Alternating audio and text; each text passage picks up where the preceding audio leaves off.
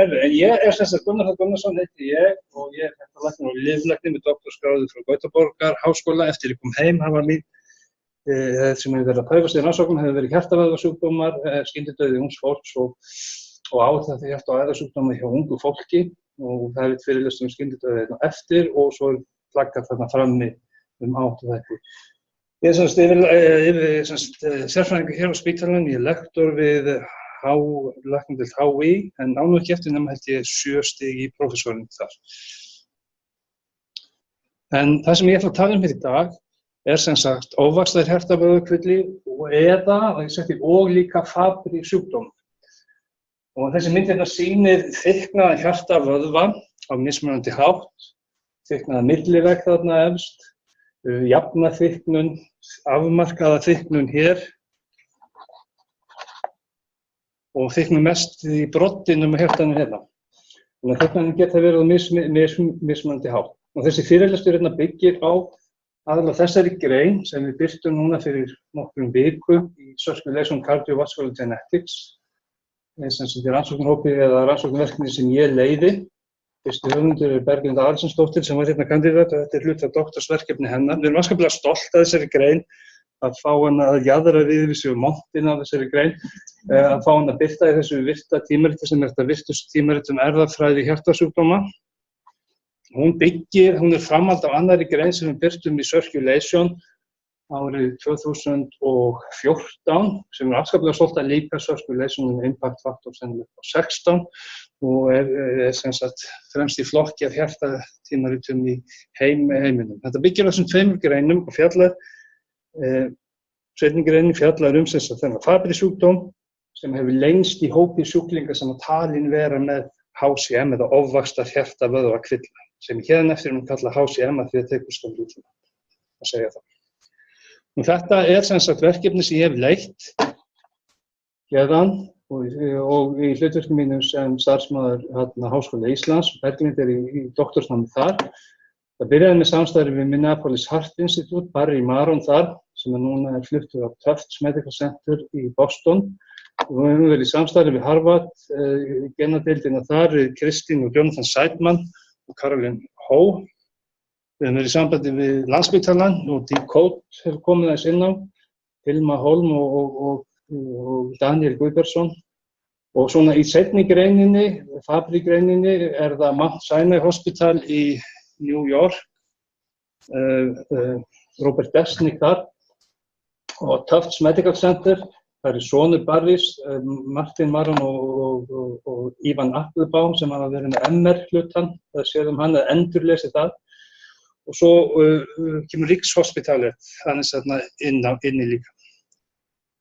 En það sem þegar við sem sagt sjáum þykkt hjarta, það þurfum að átta okkur á því fyrst, er þetta þykka hjarta þykknað út af því að það er hár blóðþrýstingur eða lokugalli. Þá sitjum við stundum eftir með þykknað hjarta og köllum við það HCM eða ofvaxtar hjartavöðvakvilla ef það er aukin vegþykkt á vinstri sleglinum sem er ekki eingöngu vegna þrýstingsálag. Sem sagt, hjartað er ekki þykknað vegna þess að það er að hamast undir kringumstæðum sem fara til að tútna út eins og vaxtarræktarkall fyrir fram að speil. Þannig að og þá sitjum við eftir eiginlega með hópasjúkdóm. Og ef við lítum á alla sem eru með þykknað hjarta, maður veit ekki af hverju, þá verður svona 60% þeirra með það sem við höfum kallað ofvaxtar hjartavöðvakvilla, sem er þá yfirleitt út af erfðafræðigalla í samdráttarkerfi hjartans, aktín og mýósín, þessu dóti munið sem dregst saman. Þessi sjúkdómar erfast sem sagt ríkjandi og svo eru svona 25–30% sem við vitum ekki á hverju eru. Oft sér maður að það er samt ríkjandi erfðamynstur í þessum hópi líka. En svo er hérna lítill hópur sem við oftast hugsum ekki svo mikið eða höfum ekki gert, sem eru bara einhverjir allt aðrir sjúkdómar. Og það getur þá verið sem sagt aðrir sjúkdómar sem eru erfðasjúkdómar eða ekki. Þá er hérna hópur af sjúkdómum eins og sem sagt skipta gallar, eins og glíkógensjúkdómar, Pompe og Danon, Og þessi sjúkdómur hérna sem ég held ég geti verið með eina fjölskyldu hér að bíða eftir að fá úr því. Það sem kemur okkur kannski við karnitín skortur eða karnitingalli sem í Færeyjum mjög algengur þar. Og það sem hefur verið að koma í ljós meira og við komum að betur þessi fabrisjúkdómur. Svo ýmsir aðrir sjúkdómar, það oft þá sjúkdómar sem þá hjartavöðvaþykknin hluti af sjúkdómar sem kannski auðþekkjanlegur eða sem hluti af syndrómi. Fólk með alvarlega vöðvasjúkdóma, fólk með alvarlega mítókondríasjúkdóma eins og melas og fólk sem með aðra sjúkdóma sem vansköpun fylgir og það kannski létt að hitta þetta. Það sem truflar okkur fullorðins hjartalæknanna nýjildi eða amyloidósis og það sér maður stundum sérstaklega hjá gömlu fólki. En þú veist að það hefur verið svolítið tendens í hjartalæknaheiminum, þú veist að það kannski setja þegar maður að skoða þessa stífu hér, þá þú veist að skoða maður svolítið svona. Það ekki sarcomeric protein mutation og ok, þá það bara unknown. Það sem við gerðum þá var að fyrst skulum við að segja, þetta hinn hefðbundni hjartavöðvakvilli sem ómskoðna hjarta sem sýnir gríðarlega þykka milliveggi hjarta hér, oft eðlilegan vegg hér. Þetta sem sagt út af þessum genetíska galla í samdráttarkerfi hjartans, veldur þykknu, veldur ofta fremra mýtublaði hérna þegar hjarta dreg saman. Þetta alltaf örður svona fyrirlesarsaga, það alltaf nýlega svo tölvan, engin annar að pakka tölvundar. Og þetta veldur því að það getur orðið vandræði fyrir hjarta að dæla frá sér, það getur valdið því að fólk fá hjartsláttartruflanir og deyr. Þetta alveg sérsjúkdóm. Og Fabry-sjúkdómur hins vegar allt annar sjúkdómur. Það getur verið þykkna hjarta, en það sem sagt svokallaður meltikornasjúkdómur eða lýsósín. Og það sem sagt hann erfist X-tengt. Þannig að maður erfir sem sagt þetta galli í kvenlitningnum X. Þetta galli í ensími sem heitir alfa-galaktasi og það getur verið mislaskað þetta ensím. Stundum virkar það ekki neitt, stundum virkar það svolítið, stundum virkar það nokkuð vel. Og það sem menn hafa verið að koma að stað að sjúkdómurinn mjög mismunandi eftir í hver erfðagallinn Og þetta veldur því að niðurbrottsefni sem á að skoðast út úr líkamanum, safnast upp í líkamanum af því að brotnar ekki niður nógu mikið. Þetta veldur fjölkerfa sjúkdómi.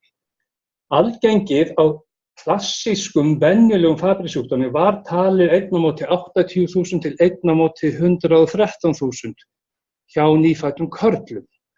Konurnar með 2X-litninga, þess vegna verða þær oftast minna veikar og meðan karlarnir eru með 1 og ef hann gallar þá verða þeir veikir. En hins vegar hefur komið í ljós núna að það eru til, eftir að genetíkin var betri og eftir að menn gengur betur að mæla þetta ensím, að það eru til undirflokkar þessum sjúkdómi þar sem að ensímið laskað en það virkar samt sæmilega. Og þá var sumir sagt að þetta 1 á móti 4.600. Ofvaxtar hjartavöðvakvillinn hinn sem sýndi það 1 á móti 500 það er algengasti hjartasjúkdómur þetta. Og svo eru mismunandi undirflokkar og það sem hefur verið klassísku sjúkdómur sem að Fabry lýsti fyrst eru þeir sem eru með kringum 1% ensímvirkni. Það virkar 1% af því sem á að gera. Og þeir fá dæmigerð einkenni. Svo hafa menn verið að sjá á síðustu 10 árum cirka að það er kannski tilekk sem til seinkominn Fabry-sjúkdómur þar sem ensímið virkar aðeins betur og þá verður fólk minna og þegar maður segir fólk í þessu meina maður yfirleitt kalla af því að það eru þeir sem eru með 1X. Að þá verður fólk kannski minna veikt og það kemur seinna. Hvernig voru þetta vörið? Og þarna, svo tölum við tíma að þetta sértækur sjúkdómur, það væri bara Fabry-nýrnasjúkdómur, Fabry-hjartasjúkdómur, þetta er ekki, þetta er bara seinkominn sjúkdómur sem að tekur á sig svolítið annað form. Við þessum sjúkdómur til sértæk meðferð sem er rándýr. Sjúkdómur lýsir sér þannig þessi klassíski að í barnæsku er fólk með mikil einkenni oft, það er með mikla verki, það er með dofna útlimi, það svitnar ekki neitt, Þannig galla á sem sagt augasteinum, en það truflar ekki sjón. Það er endalaust að fá hita, það þolir ekki kulda, þolir ekki hita og það fer alveg í rúst sem sagt sálfélagslega út af þessum einkennum sínum. En ekkert finnst í raun og veru þegar það er myndað og mælt, en mann detti í huga að leita. Og greiningatími fyrir klassískan Fabry-sjúkdóm er 20-30 ár. Svo þegar maður verður unglingur, þá fer maður kannski að fá líffæraskemmdir, kviðverki, maður þarf að fá útbrot, angíókeratóma sem eru einkennandi fyrir þennan sjúkdóm, maður er þreyttur, maður fer að pissa eggjahvítuefnum og svo svona í kringu 30 þá koma þá minnka oft þessi einkenni hér og þá koma líffæraskemmdir þar inn. Nýrnabilun sem menn hafa talið vera aðalmerki þessa sjúkdóms, heilasjúkdómar, heilaæðasjúkdómar, hjartasjúkdómar sem eru nú sennilega aðalmáli núna og heyrnarskerðing og tinnitus. Nú, ég hef greint alla sem sagt Fabry-sjúkdóma í Íslandi sem eru alla Fabry-sjúklinga sem eru þekktir hér hef ég greint. Fyrst út af því að mig grunaði það og hina í gegnum þessa rannsókn. Og þegar við gerum þessa rannsókn hérna fyrstu, þá skoðum við alla með ofvaxta hjarta-vöðvakvilla í Íslandi og fundum og gerðum erfðafræði rannsóknum öllum og fundum eins og margir aðrir að 50% þeirra, 55% þeirra voru með erfðagalla í þessu sarkomer-dóti. Þeir voru með svona venjulegan ofvaxta hjarta-vöðvakvilla. Það sem maður skall sig úr hjá okkur að 90% af öllum voru með sama galla. En þetta er svolítið svona Ísland, þetta er svokölluð landnema stökkbreyting. En það sem við gerðum líka var að við leituðum að hvort það væri merkjum aðra sjúkdóma. Og í þessum hópi fundust 8 einstaklingar með galla í Fabry-geni. Og það voru 2, það voru 2 sem sagt, það voru það byrjaði ekki 11:10, byrjaði 11:10. Það byrjaði 11:10. Ég er bara að segja það. Ég er búið með 10 mínútur, ég er hálfnaður. Það er búið með 10 mínútur? Byrjaði ekki 10 mínútur yfir? Já, og 5 mínútur. 10 mínútur yfir, Nei, ég er bara að segja það. En við fundum sem sagt að hér voru sjúklingar með Fabry-sjúkdóm og með 2 genetíska galla, þeim hafði verið lýst. Þeim hafði verið lýst. Nei, það átti að vera stopp. Það er drama. Einelti og vinnustar, besta tegunduna einelti. En þeim hafði verið lýst, sem sagt tölulega þegar ekki lýst hvernig þeir væru. Þannig að það sem við gerðum að við tókum og lýstum þessum 2 göllum og bárum þá saman. Fórum í gegnum þessar fjölskyldur, þetta eru stóra fjölskyldur, hálfkaþólskar hérna, og mikið af börnum, og fundum 16 einstaklinga í fjölskyldu A sem er með annan gallan og 25 sem eru í hinni fjölskyldunni. Og svo snerum við út og inn og rannsökum allt sem það er rannsaka. Við byrjum á því að það sáum við ensímvirknina þeirra. Það er þetta ensím sem á að virka. Í fjölskyldu A var ensímvirknin 1%, þannig að þeir svona jaðra við að eiga verið þessum klassíska flokki. Og í hinum hópnum var ensímvirknin í kringum 7. Þannig að þeir eru með þó nokkra ensímvirkni sem ætti kannski að endurspegla að þeir væru með minni sjúkdóm. Þetta eru konurnar hérna og það er svona miklu meiri ensímvirkni því að það er bara annar þeirra litningu sem virkar. Það er annar þeirra sem er bilaður. Nú, ef við skoðum þessar fjölskyldur, þá köllum við aðra að hún ætti að vera með klassíska sjúkdóm og hinn á að vera með seinkomin. Og sjáum við að ensímvirknin er hér 1,5 hjá köllunum versus 7,4. Þetta gildi hérna og þetta gildi hér eru úrgangsefni sem safna upp og gætu endurspegla hvað sjúkdómurinn er mikið. Normal, þeir eru með þetta upp í 3 hérna, 369 fjölskylda A og meðan fjölskylda B er ekki með 13. Þannig að það er 30-faldur munur. Sem kannski endurspegla sig að því að ensímið virka, sem endurspegla það kannski. Og hér er annað sem mæli sem er lýsogb3, það er 10-faldur munur þar. 106 í fjölskyldu B, 12 í fjölskyldu A segi og 12 í fjölskyldu B.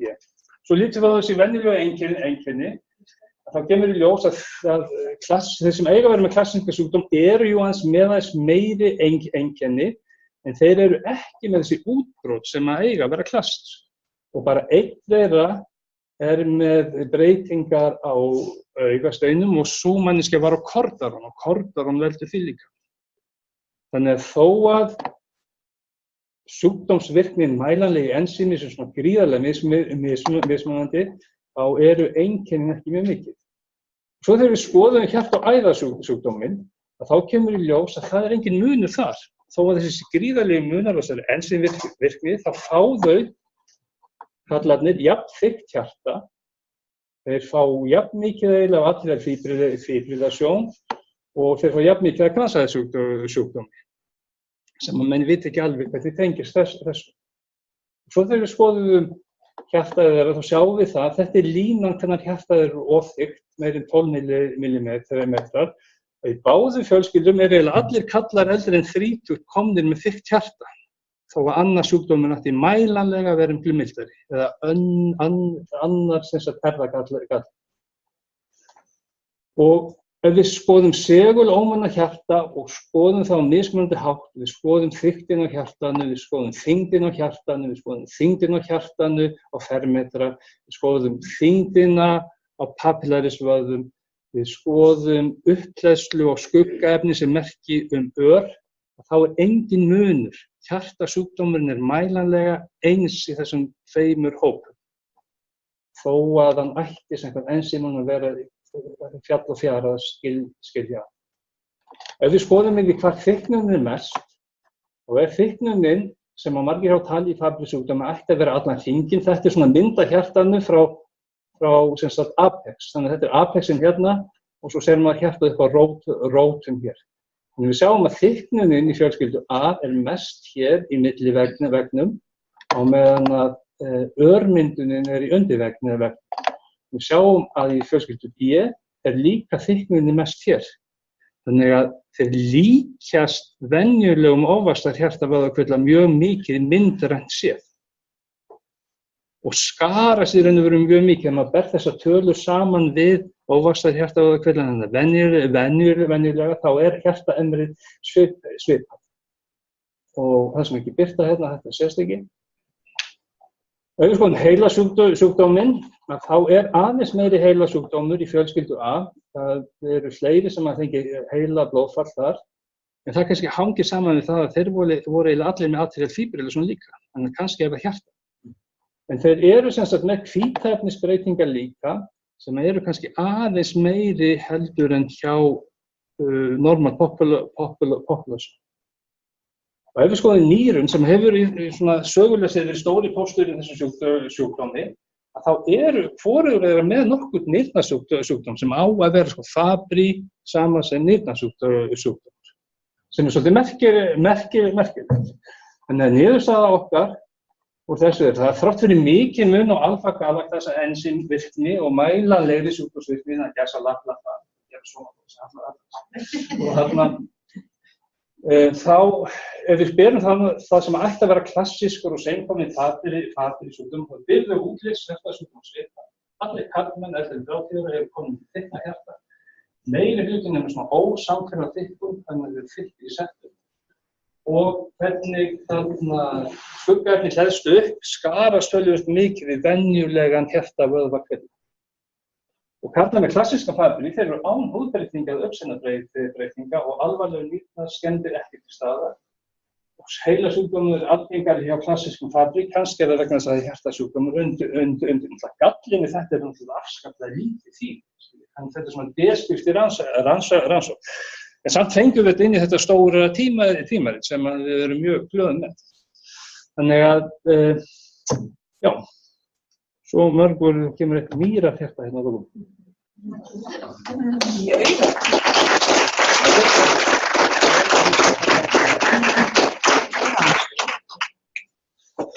Svona. Afsökunar að segja fram. Já, ég þekki óvart að það sló mig alveg til lægin. En bara ef það er einhverju spurningar, ég veist ekki að séu. Gjör svo vel. Gunnar, Já. ég má þessi ekki að þetta með 90% landnemageni. Já. Hvað var það? Sem sagt, 50, þegar við skoðum HCM, hópinn, allan sem voru með þykkt hjarta, það voru 50%, 55% af þeim með genetískan galla í Sanderson-kerfi. Þegar við skoðar í löndum þá eru kannski 1000 til 800 mismunandi genetíski gallar innan sama gensins og baki það. Það er 5 til 800 mismunandi stökkbreytingar. Hjá okkur eru 90% af þeim sem eru yfirleitt með stökkbreytingu eru með þá sömu. Og við erum búin að reikna það út að hún kom fram árið 1564, samkvæmt því þetta reiknað út. Talið utanbæðumanns hafði verið að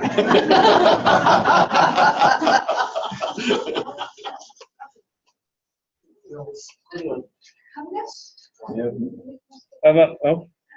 Varðandi þessa, þennan stóra blokk af þessari hypertrófíu sem var þessa stökkbreytingu, til einhver sambærileg stökkbreyting í öðrum þverrákavöðvum? Einhver í þeirri draumastöðu að vera voða vöðvastæltur og hafa aldrei farið í rækt?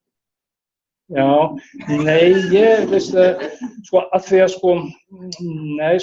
það sem að smásæja myndin í þessu sem sagt í þessum venjulega sjúkdómi, ofastahjartavöðvakvilla, þykknun á hjartavöðvafrumum, það líka svokallað myocardial disarray, það liggja á skakk og skjön og það fíbrósa líka. Þannig að gallinn væntanlega ekki of lítill samdráttur heldur of mikill. Þannig að þetta svona óheftur samdráttur. En það sem getur gert það stærra? Já, það það sem menn halda að sé, kalsíumbúskapur og annar, en svo kemur inn í þetta fíbrósa seinna meir. En pathológical pathway í Fabry-sjúkdómi allt annars. En það ekki svo í viti, þannig að eru til einhver svona Golgi-apparatus breytingar.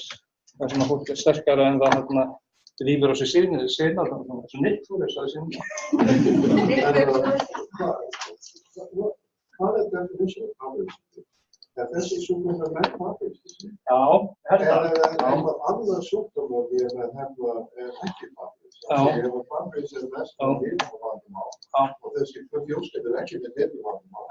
En mæti þeim kriteríur fyrir Fabry? Jú, við tókum bíópsíður nokkuð þeirra og þeir eru með það. Það flestir Fabry-sjúklingar eru til rannsóknir frá Belgíu. Flestir eru komin til bíópsíu þá eru í kóngosýktum, uppsögnarefni. Þannig að þeir eru með krítería fyrir það og það eru til international krítería sem að segja þau fylla þetta. Þeir eru með genetískan galla og það alltaf erfitt, sérstaklega núna þegar NGS komið, en New Genomic Sequencing, það kostar 10.000 kalla á öll genin. Þá fá fullt af rusli, þá fá variants of unknown significance. Við erum öll með stökkbreytingar sem ekki að gera okkur veika. Uppslut af jólaköku getur verið með 53 grömm af sykri í staðinn fyrir 52, en það ekki köku. Og svo við erum að fá fullt af þannig göllum sem við vitum ekki hvað þýða. Það stóra vandamálið þegar maður sendir fólk í genetíska rannsókn að koma 30 gallar sem alveg óviss. Og hluti af þessari rannsókn var að sýna fram á það að þessi genetísku gallar væru sjúkdómsvaldar. Og við farið á ekki við. Og við farið í nýtt, af því að það var teknisk 4 þeirra, og 3 í Danmörku og einu kemur eru menn í þó að sé mjög smá stæði að mjög litla. Nei, það einn fjölskyldunni, dönsku fór í 19. skipti áður en að restina fjölskyldunni greindist og hann hefur neitað því að fara í próf, en hann á börn sem eru með. Þau hafa ekki verið.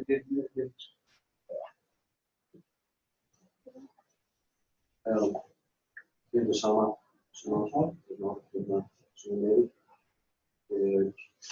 fyrst öðruvísi. Það passar ekki. Hefur við einhverju hugmynd það þetta bara úttaki sem skapar það eða leið til þess að sjá af hverju við Ég held að þetta sé ekki klassískt og symphoní, þetta sé bara svona sliding scale. Eftir því sem þú gætir maður haldið, eftir þessum neyði, ensímvirkningi minna veikur og það séu þetta mjög svipað eftir þér. Þetta sýnir það að það eru einhver aðri faktor þarna sem stjórna. Það eru til fleiri rannsóknir sem að fólk úr HCM-hópi hefur verið skoðað og maður finnir fyrir tilvíðan þessi manneskja ekki með þennan sjúkdóm. Það er það og almennt fólk úr þannig úrtæki með minni einn. Klassíkasti einkennilega sem nefndi þessu sjúkdómum gefur ekki að við byrja að læra ekki þessu sjúkdómum og það sjúkdómum nefndur alltaf en hann sér það alveg. Þetta er svona einmitt stjörnur spastísk sjúkdómur og svo kemur með svo koma allir þessu sjúkdómum það er eitthvað að byggja og það er en þeir eru ekki mjög merkis. Nei. Alls ekki mjög merkis það ekki.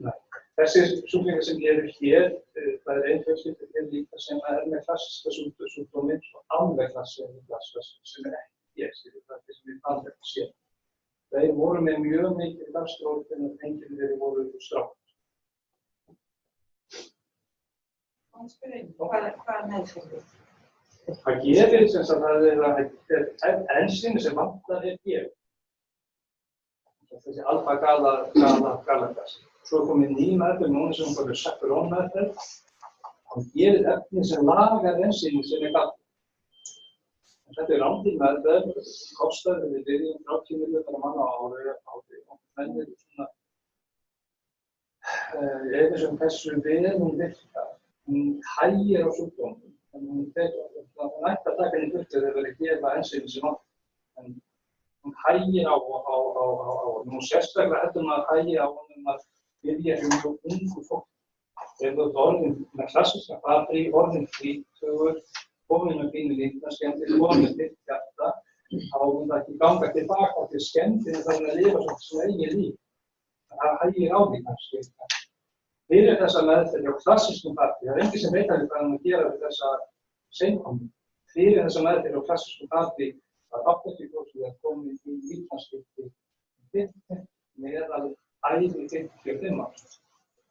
Það er enginn sem veit hvað að gera við þennan stóra fjölda af þessum seinkomið sem finnum.